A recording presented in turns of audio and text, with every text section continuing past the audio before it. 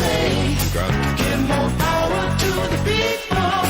There's some people up there hogging everything, telling lies, giving alibis about the people's money and things. And if they're gonna throw it away, might as well be some to me. Yeah, been seen and heard of, but never had misery. There are some people who are starving to death, never knew but only heard of, and they never had happiness.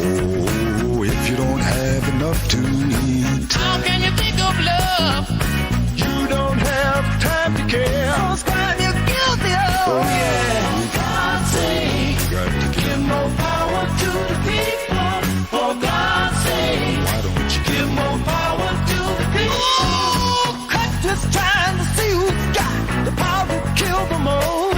When they run out of power, the world's gonna be a ghost. And welcome to Heal DC. This is Joni, and I'm very proud and honored to have this special show in store for you today. So keep your ears on and your heart open. We are going to be spending the first part of this show talking about what is happening with the immigrant communities in the DMV. We hear a lot about what's happening in LA, maybe a little bit about New York, but there's a lot happening right here. We're going to be speaking to some people who are standing up, working with organizations standing up to support the immigrant communities. But really the inspiration for this show is to give a salute to somebody who all the listeners should know, many of us do know, and that is a recent ancestor by the name of Arturo Griffiths. And we're going to be hearing about Arturo. Really, he helped me to produce this show. I've known Arturo since I first came to the DC area in the early 80s. And Arturo was, and I'll say is, a good friend of the radio station, the Latino community, the African-American community. He was also very close to someone who many of you may still remember, A.C. Byrd. A.C. Byrd, definitely a part of WPFW for decades and often on the air with me. I want to thank some of the people who helped put this show together, and first and foremost, Arturo's partner, Lois. I also want to thank some of Arturo's friends, including the people that you're going to be hearing from in a moment. Arnoldo Diaz, George Escobar, Dante, who will be on a little later. This is Arturo is a very beloved and important activist, so we're dedicating this show today. But we're going to start out the first segment of the hour. We're going to be talking with three people who are very active in supporting immigrant communities in the DMV. It's important, and Arturo was very active in this arena, being an immigrant from Panama himself. Some even might call him the Marion Barry of Mount Pleasant, but he is very beloved and was a real activist. I want to introduce our three guests. I'll start with two. George Escobar from CASA and Arnoldo Diaz from the National TPS Alliance. TPS stands for Temporary Protected Status. And also Arnoldo invited, I'm not sure I can say his name correctly, Mardoel Hernandez. So I'm going to ask George to kick us off with and also then Arnoldo, before we get into what's happening in the DMV. George, if you can tell us who you're with, the organization CASA, and a little bit about Arturo. And we will get more into Arturo later, but welcome, George. Oh, thank you so much, Joni, and thank you so much for having all of us on here to remember Arturo, and not only remember him as an amazing human being, the person he was, but remember everything he contributed to, and the fact that we would not be where we are had it not be for a lot of the fights that I don't know that Arturo took on, and all of the leadership that he demonstrated during his life. Really a rock and a foundation for the Latino immigrant rights movement, for the civil rights movement, for the Black and brown struggle throughout the metropolitan area. So an amazing leader, an amazing individual. My name is George Escobar, and I have the privilege of serving as the Chief of Programs and Services at CASA. So CASA is one of the leading immigrant rights and services organizations in the Mid-Atlantic area. We have presence in Maryland, in Virginia, and Pennsylvania, in Georgia, and have members even nationwide. We have over 170,000 working class members that lead our organization, define what our movement is, what our fights should be, and we do our best to provide them with the services to survive, thrive, and continue fighting for the rights of their community. Yes, and we look forward to hearing more from you in a few moments. Arnoldo Diaz, welcome. Thank you, Jenny. Thank you. Thank you, and I feel like I've known you forever, but you are also a very close friend of Arturo, and we will have more time in the second half hour for you to share some stories about Arturo. But tell us about what is the National TPS Alliance, and then after we introduce the last guest, we'll jump right into what you are doing. So tell us what the alliance is. Absolutely. Well, the National TPS Alliance is a grassroots organization that was founded back in 2017 after the first attacks on TPS by the Trump administration. The community, along with our anchor organizations, which is CARES in Los Angeles and Dillon also, we found the need that we needed to organize ourselves and protect each other and fight for our right to stay. So we began our anniversary just happened. Our 8th anniversary was June 17th. And this is the vehicle pretty much that the TPS community chose to represent their struggles and their demands and to protect their rights and needs. So absolutely. And Arnoldo, if you could just introduce your other guests that we brought on. Oh, and absolutely. Yeah. Mardoel Hernandez, he's a TPS holder from Honduras. He was also a friend of Arturo.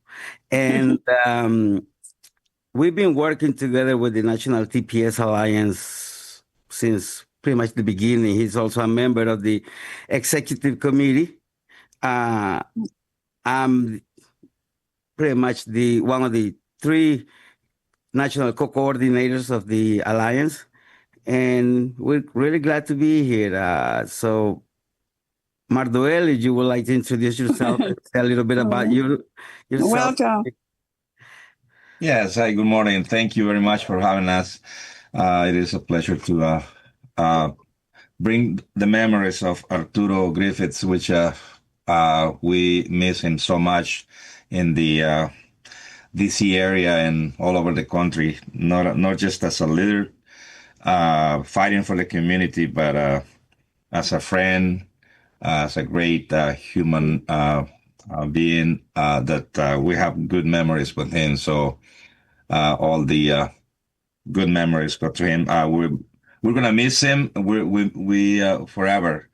Yes. Yeah, and like Arnoldo said, Mardoel Hernandez. I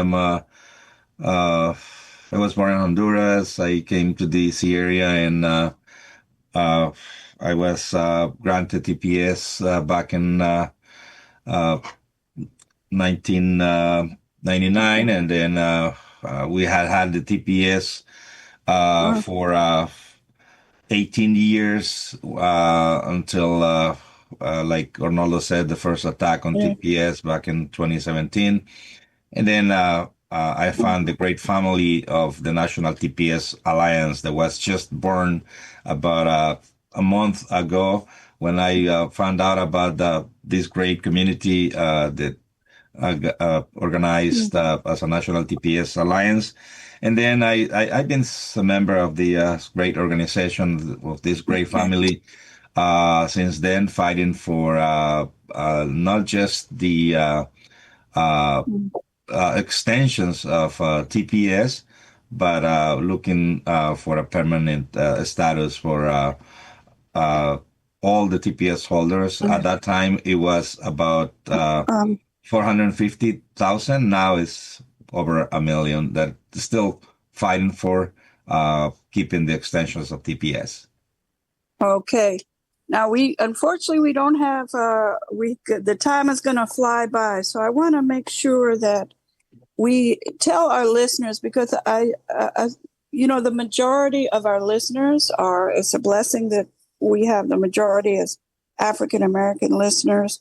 A lot of people are not aware. Some are, but a lot of people are not aware of what's happening in the DMV with regards to the situation with immigrants and immigrant communities, not only people from El Salvador, but people from Haiti and elsewhere.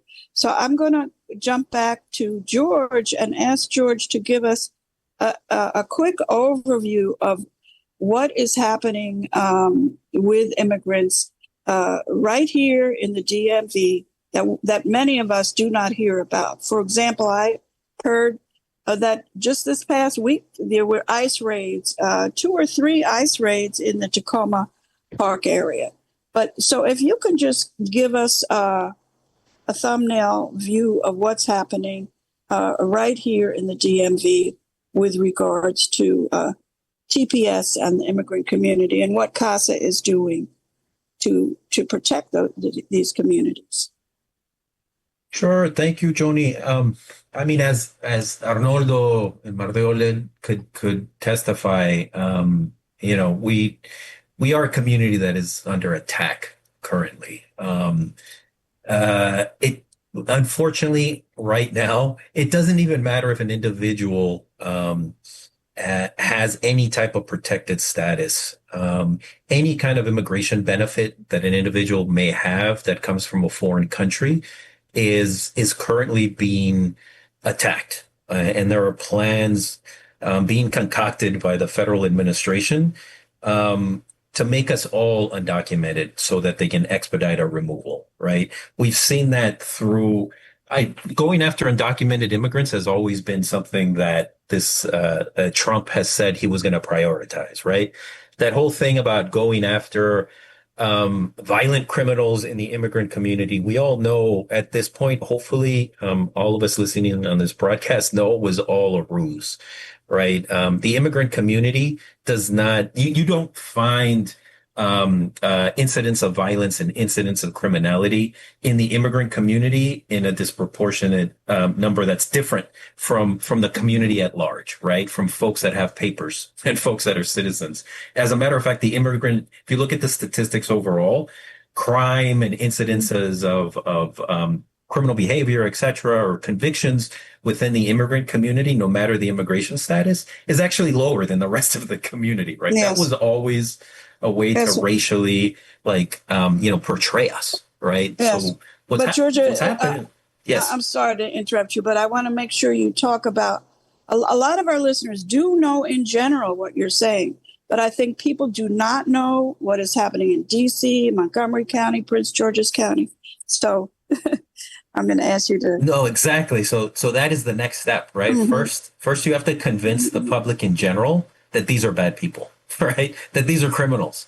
So now with that already accomplished through their election, they have gone about conducting massive raids, targeting people in their homes. We see this in Tacoma Park. We see this in Riverdale. We see this in Brentwood. We see this in Mount Rainier, Prince George's County, Montgomery County, Northern Virginia.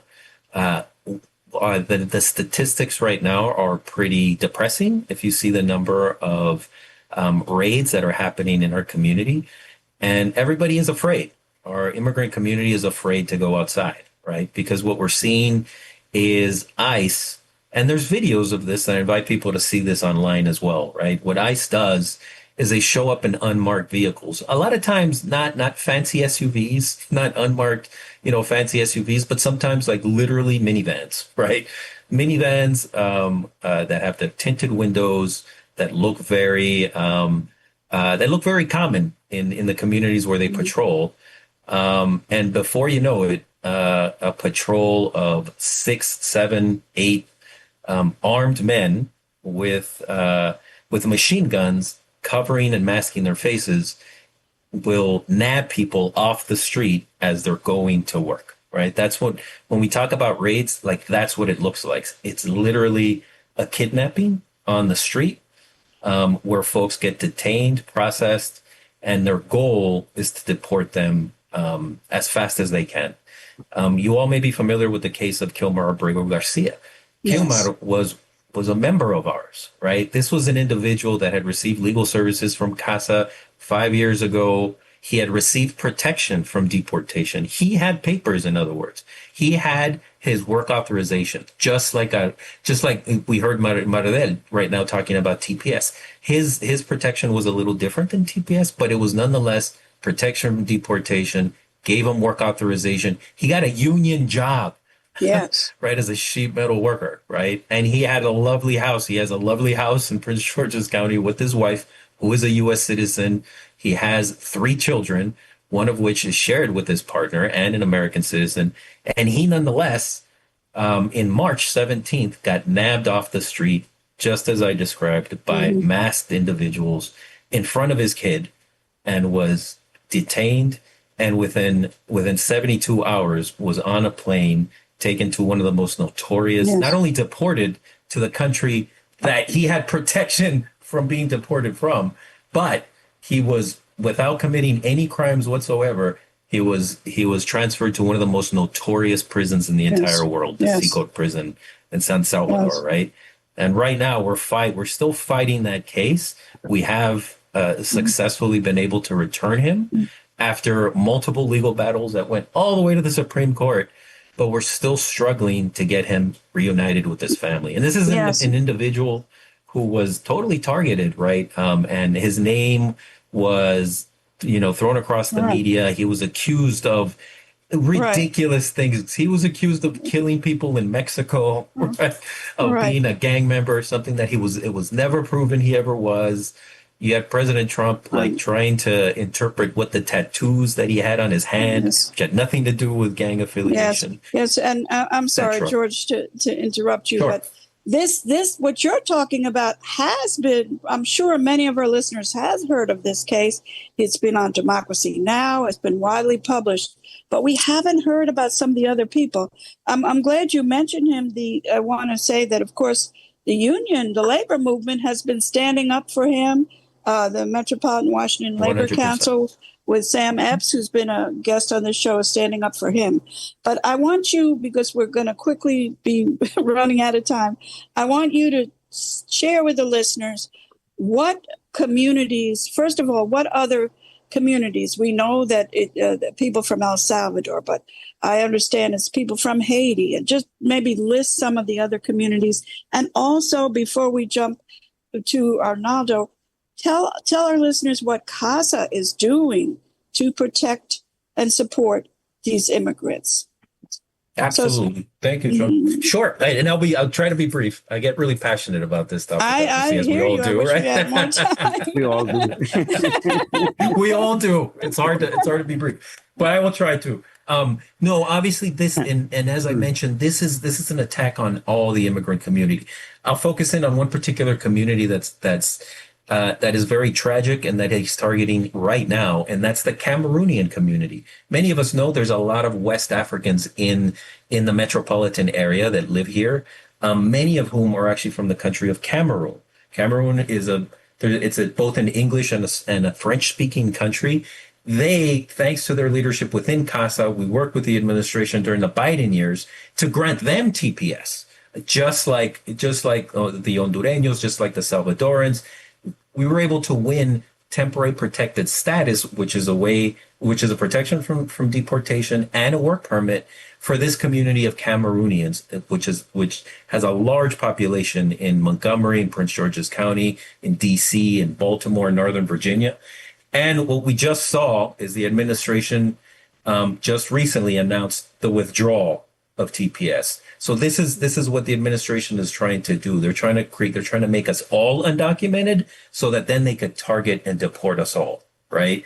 And right now we're fighting in court to maintain that eligibility. Cameroon, right now we're actually about in an hour from now, we're going to have a press conference ourselves announcing the next phase of the legal fight to maintain that status. If we don't act right now and move this case forward to the Fourth Circuit, court, these folks are going to lose their status by August 4th. And that's about 25,000 individuals that live primarily in the metropolitan region. And they will lose their status. So what happens to them is that then they will be targeted for deportation through these raids, right? And at CASA, what we're doing right now is putting forth these lawsuits to try to hold our ground and try to resist as much as we can. We've launched another lawsuit against the withdrawal birthright citizenship, which your listeners probably may have heard of. That's linked to the 14th Amendment, right? That says that whoever in this country is born in this country has the right to citizenship. Trump has said that's not the case if you're a son or daughter of an undocumented immigrant, right? And we're fighting that case. We've taken it to the Supreme Court. It's transitioned into another legal phase where we're going to do a class action suit now in response to the latest Supreme Court hearing. That is ongoing in the Fourth Circuit as well. So we have a number of lawsuits in addition to working directly with our community members. We run a raid. We call it a raid hotline. So we have a telephone number that we ask community members to call us when they see these unmarked vehicles in their community, when they see targeted enforcement actions and raids in their community. And what we do is when we get that report from our community members, and we send organizers to these locations where we see these raids, and we get as much information we can to be able to provide some legal assistance to those people that have been detained and some social services to the family that is now left without a primary breadwinner. So we're trying both to help people that are undergoing this traumatic experience and helping them through the legal process, trying to match them with services as best we can so that they can survive the moment. And on the other side, working hard to create impact litigation, trying to lift up these stories of these individuals being caught in this dragnet, and taking that to court to combat the worst that's coming out of this administration. And Georges, how can if people want to be in touch with CASA, I don't know if you can, if it's appropriate to give out that number you mentioned, or just in general, how people can keep track of what you all are doing or be involved. Oh, absolutely. There's so many ways to be involved. One way we look at our website, there's many opportunities there to link to petitions, to link to opportunities, rallies, and phone numbers to your local legislative leaders, to act on issues that are important to you. Okay. Our website is www.wearecasa.org. So kind of easy to remember because we are all CASA. Yes, wearecasa.org. And happy to give our raid hotline, which is, again, this is the hotline you call when you see stuff happening in your community and you want it investigated. That's 1-888-214-6016. So again, that's 1-888-214-6016. Okay, and hopefully we can have time at the end of the show to repeat that. This is Joni with Two Heel DC, WPFW 89.3 FM. We are spending the hour talking about what's happening in our communities to support immigrant communities in the DMV as they're being attacked by our so-called president and leaders. And the show is a salute to our friend Arturo Griffiths, who is very much a part of the community and of this station, and he's recently transitioned, but he is definitely still here with us.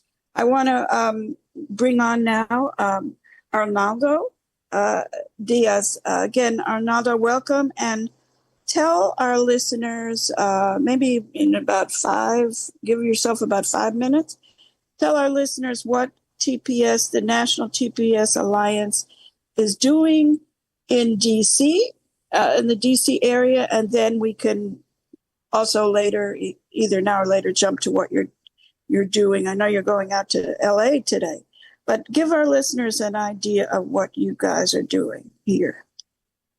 Oh, absolutely. And for the local events, I'm gonna let Mardoel talk about it. But I don't know if, how much our audience knows about what TPS is, but what temporary protected status is.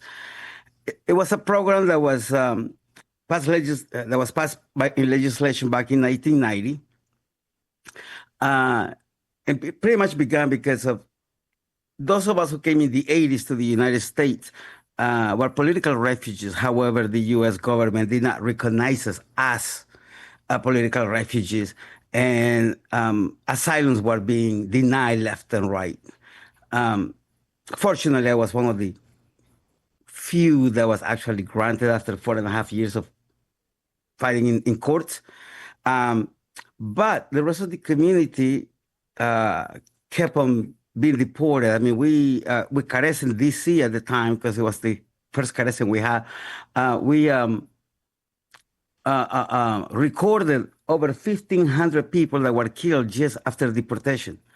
So we filed a lawsuit against INS at the time in Congress, which was later known as the ABC, which was the American Baptist Church, which they pretty much put themselves up front to protect us. And that was one. So that everybody under political asylum cases went back to the original state. Let us say 0.0, right? So what do we do with them now? So we started doing lobbying with a few congressmen and senators, and we came out with a temporary protected status. So that legislation passed in 1990, and Salvadorans were the first community that got protected. Now, who gets TPS? People who are coming from countries torn by civil wars, national disasters, and political instability, pretty much. So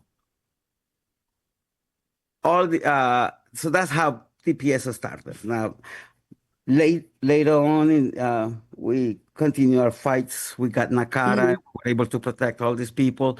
And then, due to other natural disasters, things began to continue to flow, right? I mean, so Hondurans got protected due to Hurricane Mitch, then El Salvador also because of the earthquakes. You got Nepal, you got Cameroon, you got Afghanistan, you got South Sudan. I mean, there is like 17 countries currently under TPS. Venezuela being the largest TPS community at the moment.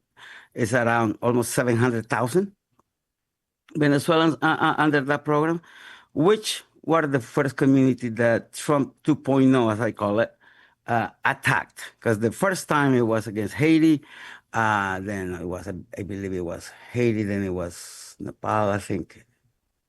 I forgot the order. It was Honduras, Nicaragua, and El Salvador, and Sudan, right? So, as George was explaining, at that time we figured out, okay, how can we protect these people? We filed a lawsuit. We kept it going until Trump was gone, and under President Biden, we were able to reestablish it.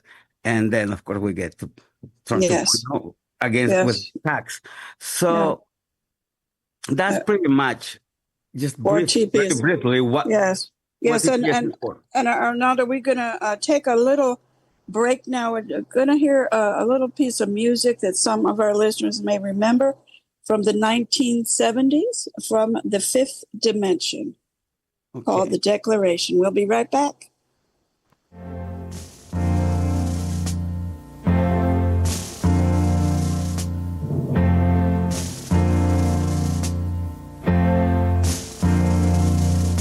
We hold these truths to be self-evident, that all men are created equal, that they are endowed by their Creator with certain unalienable rights, that among these are life,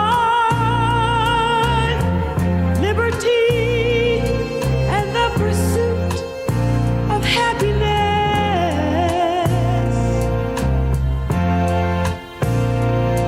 That to secure these rights, governments are instituted among men, deriving their just powers from the consent of the governed.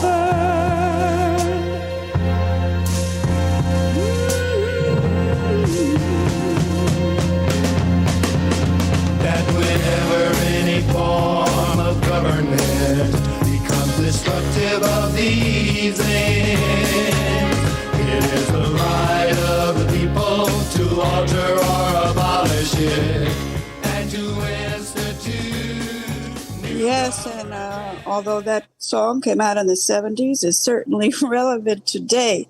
And we know, on WPFW listeners know, that if they come after the immigrants, so-called immigrants, because many of these people, certainly people from Mexico and elsewhere, this was their country. We stole it from them. So we know that if they come after the immigrants, they're definitely going to be coming after all of us. So this situation with the immigrant community is critical for all listeners.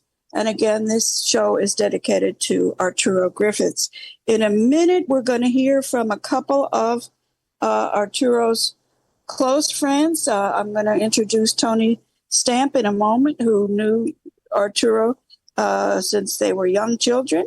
But let's keep with Arnoldo, and then very quickly, if you want to hand it over, Arturo, to your other guest, Mr. Hernandez, Yes. or if you, okay, to describe what is happening in the DC area with regards to the situation with TPS.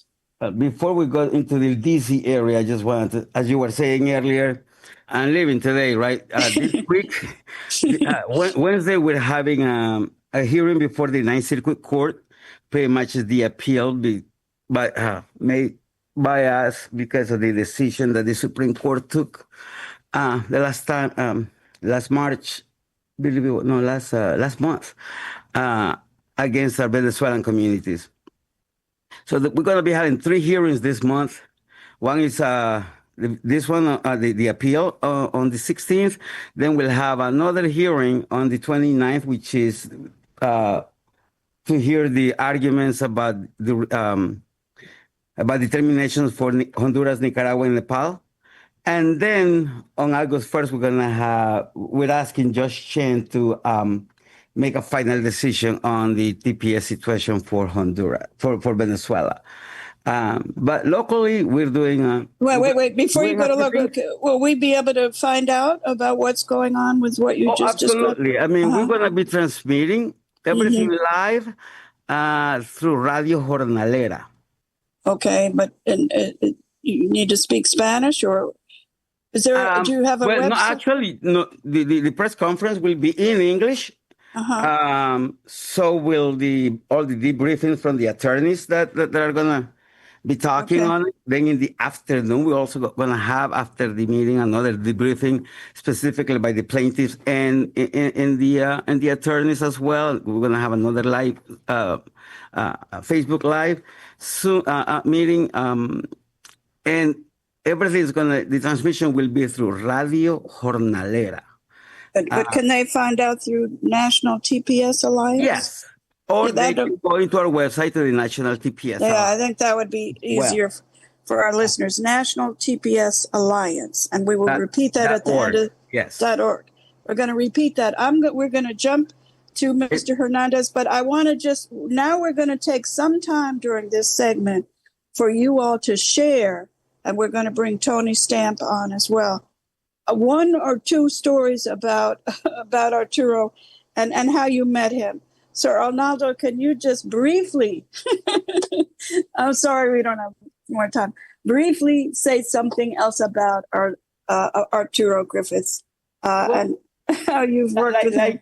Like you, I met Arturo back in early 80s. I was just a new arrival into the States. Got involved in the Solidarity movement, and of course, there was Arturo. He had already been here for a while, fighting for our communities, and I met him at the United Calvary United Calvary Church over on Columbia Road, and it was a brief introduction.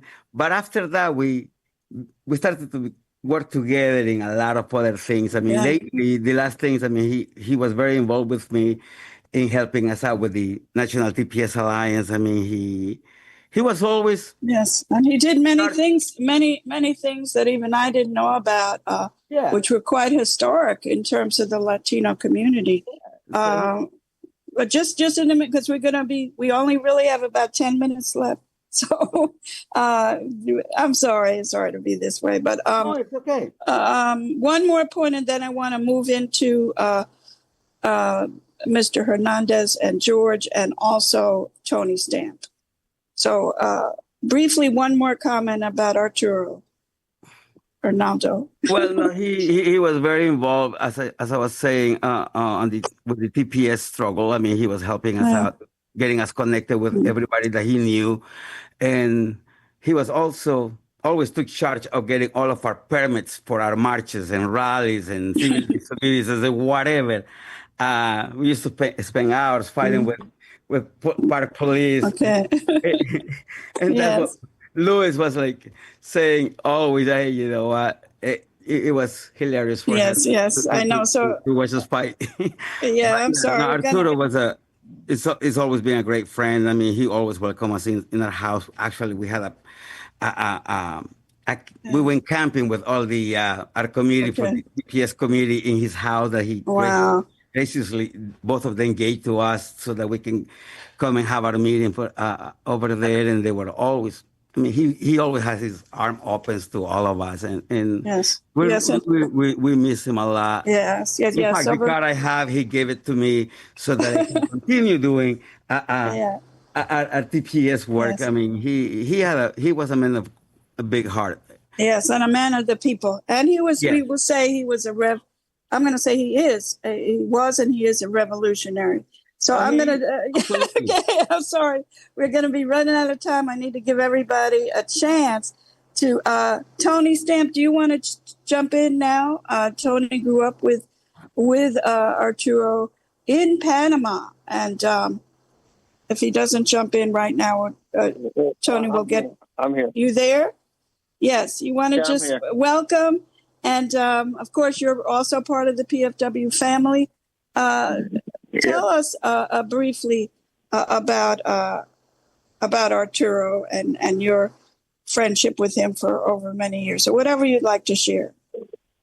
Well, Arturo really is. My mother was friends with his father in Panama, and we all went to the same school together. About 5 of us used to pack in a car, either going to school or coming back from school. In 1960, I immigrated from Panama to Jamaica, and then later to come here 7 years later. And I came here on September 13th, and the first party I went to, Arturo was there, And he recognized me and he came and talked to me. And when I left Panama, I was totally bilingual. When he came talking to me, I understood what he was saying, but I answered it in English, and he couldn't understand that. Hey, how come you're not speaking any Spanish? The 7 years I'm not speaking Spanish. You kind of forget certain things. So anyway, but in our teenage years, Arturo went to Howard University. I went to University of Maryland. But Arturo was always organizing something in the Mount Pleasant, Adams Morgan community for Spanish people. A lot of them. That's what he worked on. He was a coalition person. Liked to work with everybody. Always fighting different things. There's a little thing that I like to tell people about.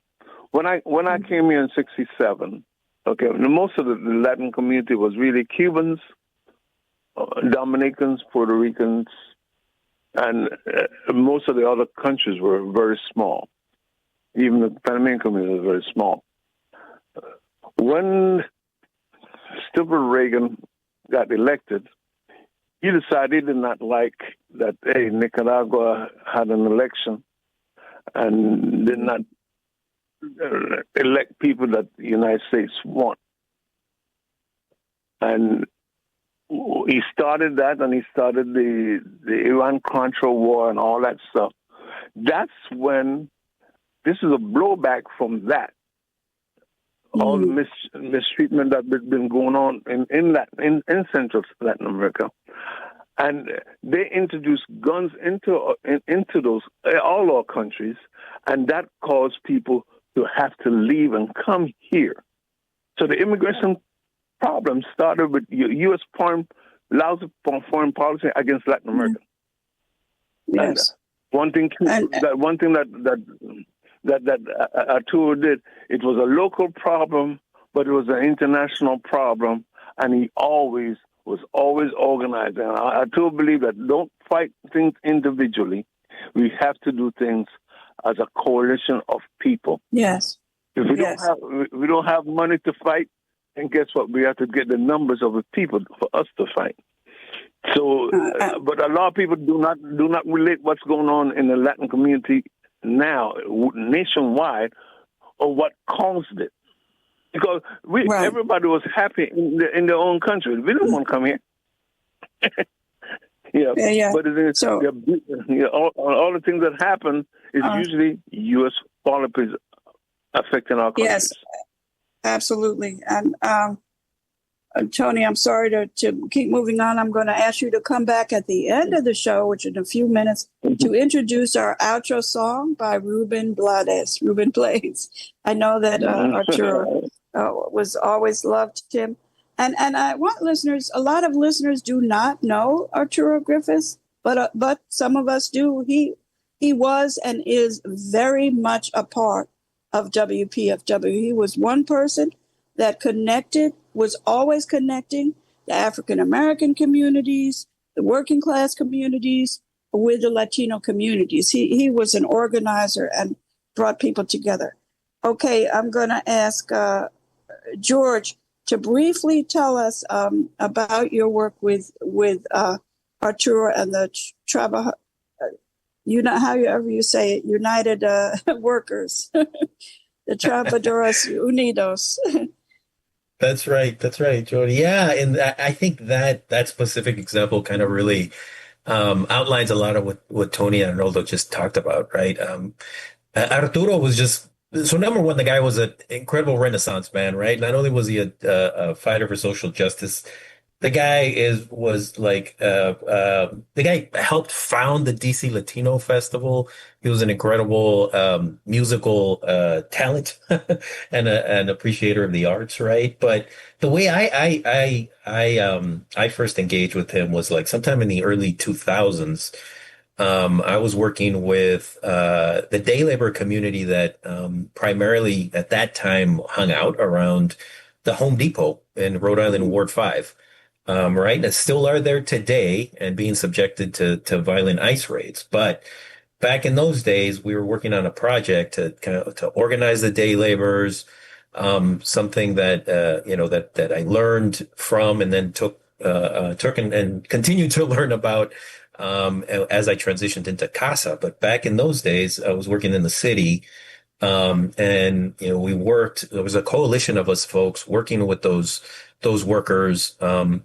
Educating them about their rights, helping them defend themselves when they're victims of wage theft and discrimination, and organizing overall the community there, right? And Arturo came along right after we kind of had already we were in the process of incorporating the organization and creating our own 501c3 that would be representing the interests of the workers there, because they decided that was the way that they wanted to protect their rights. And Arturo came along working with DC Jobs with Justice as their main organizer. And this guy, so this is the early 2000s, right? Arturo had already had a long trajectory in the rights movement, right? He was an icon. He was already an icon. I was kind of in awe when I saw him and when I started working with him. And that guy is out there at like 6 o'clock in the morning in freezing temperatures, talking to day laborers at the Home Depot parking lot, and using that also as a way to really engage with the communities he felt most identified with, right? The Latino, immigrant, the Black and brown communities. At that time, we know about gentrification in Ward 5, but at that time, that area was a working class Black community. So it was an opportunity to work with the neighbors there, in and around the shopping center in there and Home Depot, and creating an alliance between the communities there, to advocate for the rights of the day labor. So it was a beautiful project that he really led. And I was privileged enough to know him in those circumstances and see him in action, right? And see and that guy, I mean, he was just my final thing to say. It was just, he was such a strong voice and a strong leader, and such a like kind and generous soul. Yes. The nicest person you could ever meet. Always had a smile on his face. But be careful around the cops. That guy would go after the cops that would go after our day laborers like nobody's business. And so when he saw, he would draw a line when he's fighting for his community. And he was definitely, it definitely left like such a strong impression in me, and such like deep admiration, just, even at that beginning stage before I even knew who he was. Right. And is the group Trabajadores Unidos, is that still in existence, that organization? Yeah, that organization still exists. I'm sure they're in mourning now, losing a great figure. Yes.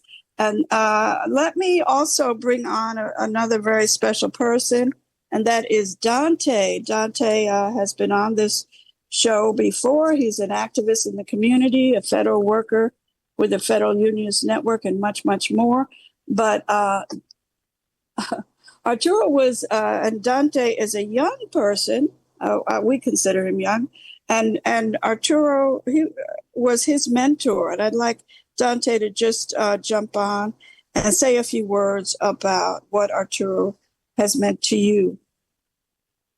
Yeah, thanks, Joni, for inviting me again. I moved to DC in 2019, and one of the first quote unquote like activist meetings or organizer meetings was at the Gringas building on V Street, and I met Arturo at that meeting, and I don't know, we just sort of connected immediately, not only on the immigrant struggle, but also like issues around African American struggles in the districts, and the sort of burgeoning youth movement coming out of the Bernie Sanders campaigns and Occupy and Black Lives Matter and all these things that were, sort of hot right before COVID. And when COVID hit, I sort of came under his wing, when things started, were locked down, and, we were trying to support families that were hit hard by the pandemic, and also organize under the new conditions. But the main things that him and I were really involved with were, as one of your other guests mentioned, was solidarity work, around a variety of different issues that our government, does around the world. And him and I would just talk on the phone nearly every single day, just talking politics, but also be engaged in a lot of issues. And, we founded this organization, which I don't claim to be a founder of, but, I think I played a fairly prominent role in, because I was one of the younger people, was the Claudia Jones School for Political Education, which has been very active in the city politics in the past 5 or so years. And was Arturo was one of the founders? Yes, one of the founders. Oh, wow. I didn't know. Gato Bentley and Deborah Johnson and some other folks as well around the district that have been very involved in the community for many, many decades. But Arturo is the brains, I always say, like that man. Wow, I didn't know that. Now we're almost out of time. Yeah. Can you just say in one sentence what the Claudia Jones organization is?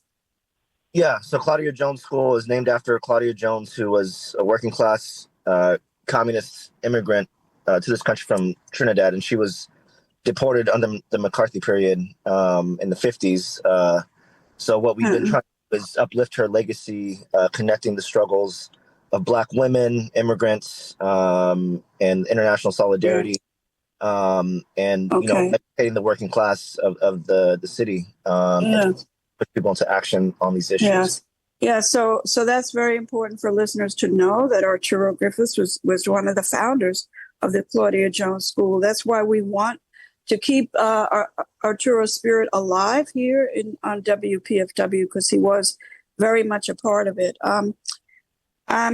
If Mr. Hernandez, if you could say something in just 30 seconds, we're very much almost out of time. Yeah, I just want to invite everyone for tomorrow at 5 p.m. to the Veterans Plaza in Silver Spring. We're going to have a vigil in solidarity to the TPS community. So everyone is invited, and join the TPS Alliance, become a member to be updated about all the TPS the situation going on so far, and welcome to be part of the Nelsie Edilberto Mansor TPS committee in Maryland, which is held along with the Baltimore TPS committee, the event tomorrow, and everybody's invited at 5 p.m. at the Veterans Plaza, a vigil in solidarity to the TPS community that is fighting for the status so far. Okay, we thank you very much, and I want to thank all of my guests. We'll talk more, but to share, have a way to share some of these ongoing actions with our WPFW audience. Of course, there is going to be a celebration of life for Arturo on September 26th. You'll be hearing more about this. But again, I want to thank Arturo for helping. I want to thank Lois, his partner. I want to thank AC Bird also for helping me, as well as Damu. Arturo was good friends with Damu as well. And we look forward to hearing more about Arturo as we move forward. I want to announce that you should stay tuned for the new show, Mark Thompson, Make It Plain, coming on at 11. I will also want to quickly mention that tomorrow from 6 to 8 p.m., the esteemed historian, C.R. Gibbs, is going to be giving a talk on the rise, fall, and restoration of Marion Barry. I'm sure it's going to be a fascinating discussion. That's Tuesday, tomorrow, 6 to 8, C.R. Gibbs at the Woodridge Library. Woodridge Library in Northeast D.C. That's 1801 Hamlet Street, Northeast. Tomorrow, Tuesday, 6 to 8 p.m. And Tony, real quick, introduce Ruben Blades to us. We're going to go out with a song that you selected. Ruben Blades is the most famous Panamanian artist, singer. He ran for president and things like that. And Arturo had the largest festival, Latin Wait, festival. just give us another minute. Please. It took Okay, it from we're going to have Morgan to the Marshall Monument, and it was the largest Latin festival ever happened. Okay, so let's hear 1 minute of Ruben Blades. Thank you, everybody. Ruge la mar embravecida, rompe la ola desde el horizonte, brilla el verde azul del gran Caribe, con la majestad que el sol inspira. Ese guerrero va pasando, recorriendo el reino que domina, con el que caiga prisionero, hoy no da perdón para su vida. Es el tiburón que va acechando, es el tiburón que nunca duerme.